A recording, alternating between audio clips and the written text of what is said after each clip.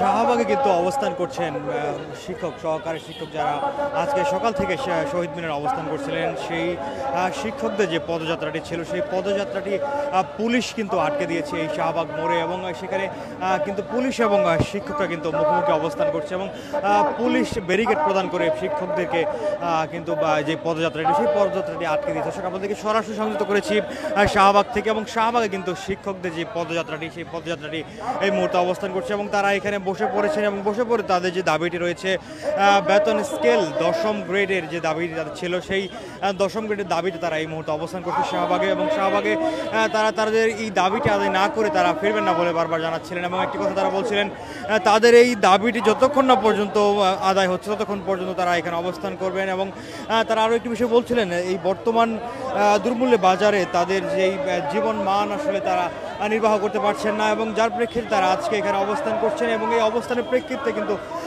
তারা কিছুক্ষণ আগে অর্থাৎ বেলা 4টার দিকে শহীদ মিনার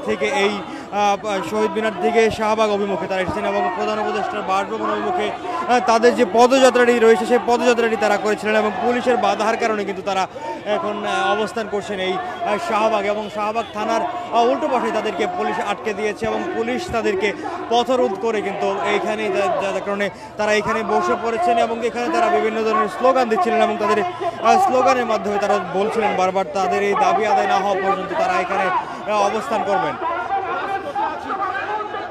আমরা পুলিশ প্রশাসনকে বলেছি, আমরা শিক্ষক, আপনারা আমাদের বাংলাদেশের সকল আমাদের হাত ভেঙে দিব, আমরা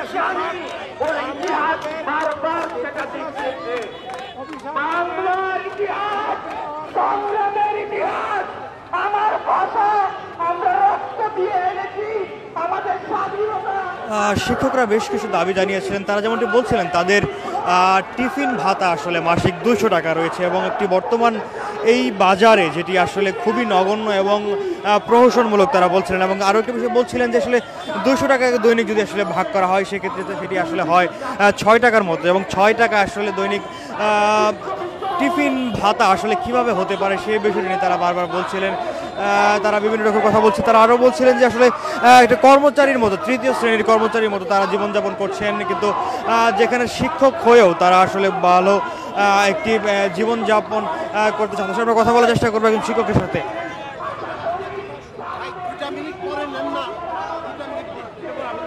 ভাই একটু ছবি নিল ভাই। দর্শক আমরা কথা বলার চেষ্টা করবো এখানকার শিক্ষক যারা বসে আছেন। তারা যেমনটি বলছিলেন আসলে কিছুক্ষণ আগে যে তারা সারা দেশ থেকে এসেছেন, কিন্তু তাদের এই দাবিটি বেশ অনেক দিনের দাবি, কিন্তু তারা এখন পর্যন্ত তাদের দাবির আশ্বাস বা আশ্বস্ত হওয়ার মধ্যে কোনো ধরনের পদক্ষেপ বর্তমান প্রশাসনের পক্ষ থেকে তারা এখনও পাননি। তারা যেমনটি বলছিলেন আসলে বৈষম্য বিরোধী ছাত্র আন্দোলনের পর যে অন্তর্বর্তীকালীন সরকার গঠিত হয়েছে, এই সরকার আসলে কোনো ধরনের বৈষম্য যেন না রাখেন সেই বিষয়টি যেন মাথায় রেখে তাদের এই দাবিটি মেনে নেওয়া হয়। এবং তারা আরও একটি বিষয় বলছিলেন, আসলে বর্তমান যে নতুন প্রজন্মকে তারা আসলে গড়তে চান ভালোভাবে, এবং সে লক্ষ্যে তাদের যে জীবন মান সেই জীবন মানটি যেন তারা আরও ভালোভাবে নির্বাহ করতে পারেন সেই বিষয়টি নিয়ে যেন আসলে সরকার লক্ষ্য রাখে। আমরা কথা বলার চেষ্টা করবো আসলে শিক্ষকের সাথে।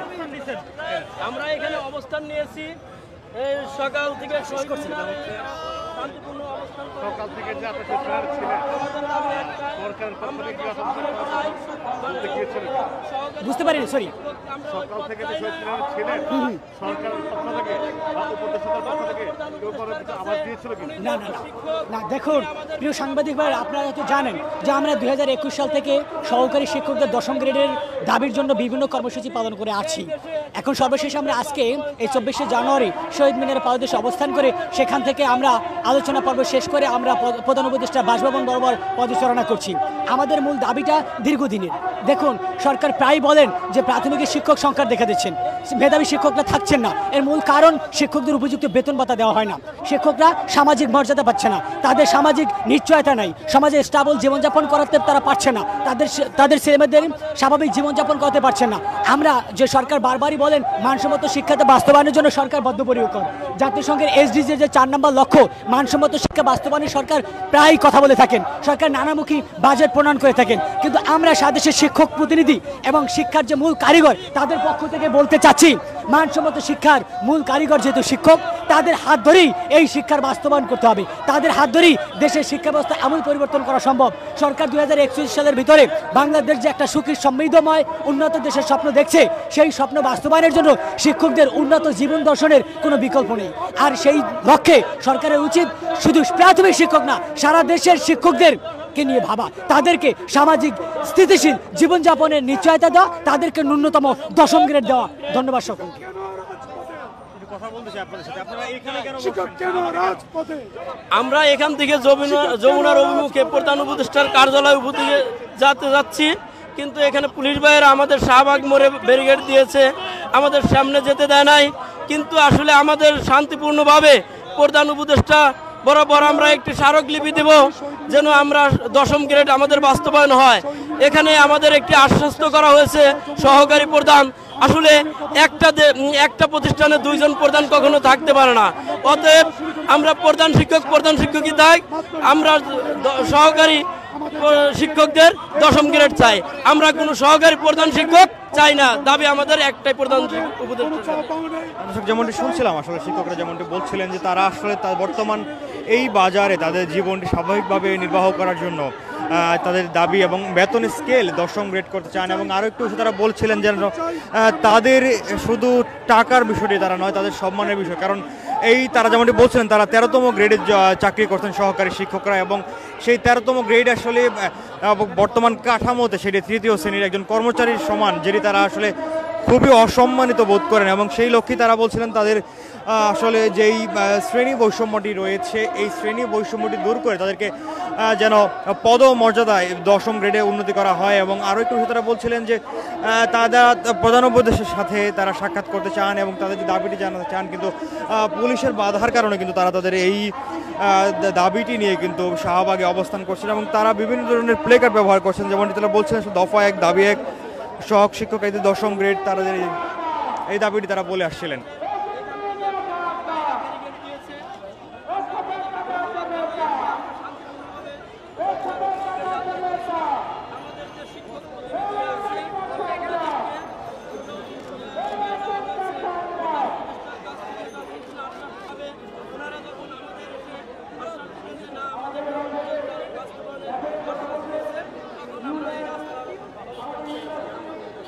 কথা বলতে চাই আপনাদের সাথে, প্রশাসনের পক্ষ থেকে কোনো ধরনের পদক্ষেপ আপনাদেরকে জানানো হয়েছে কিনা আজকে সারাদিনে? হ্যাঁ, প্রশাসন থেকে আজকে আমাদেরকে নিজের কর্মস্থলে থাকার জন্য নির্দেশ দেওয়া হয়েছিল।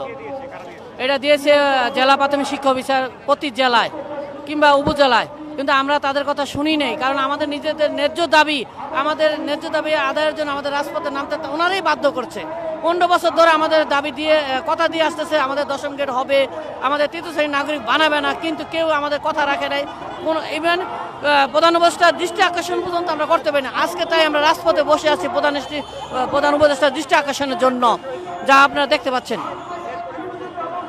দর্শক, আমরা যেমন শুনছিলাম আরও একজন শিক্ষক যেমনটি বলছিলেন যে তারা আসলে প্রধান উপদেষ্টার বাসভবন অভিমুখে তারা তাদের দাবিটি নিয়ে কিন্তু যেতে যাচ্ছিলেন, কিন্তু পুলিশের বাধার কারণে কিন্তু তারা তাদের এই দাবিটি নিয়ে যেতে পারছেন। তবে আরেকটা বিষয় তিনি বললেন যে তারা বিগত 15-17 বছর যাবৎ তাদের এই দাবিটি নিয়ে তারা বেশ আগেও আসলে জানিয়েছিলেন, কিন্তু প্রশাসনের পক্ষ থেকে কোনো ধরনের কার্যকরী পদক্ষেপ না নেওয়ায় কিন্তু তারা আজকে রাজপথে নামতে বাধ্য হয়েছেন। এবং তিনি আরও একটু বিষয় বললেন যে আসলে প্রাথমিক শিক্ষা অধিদপ্তর থেকে তাদেরকে জানানো হয়েছিল যেন নিজ নিজ কর্মস্থলে যারা থাকেন, কিন্তু তারা তাদের সেই নির্দেশনা অপেক্ষা করে এবং প্রত্যাখ্যান করেছেন এবং তারা আজকে এই লক্ষ্যে তাদের দাবির প্রেক্ষিতেই এখানে অবস্থান নিয়েছেন।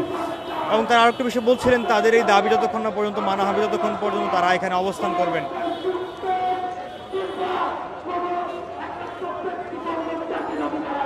দর্শক, এই ছিল শাহবাগে শিক্ষকদের প্রাথমিক বিদ্যালয়ে সহকারী শিক্ষকদের পদযাত্রার সর্বশেষ পরিস্থিতি।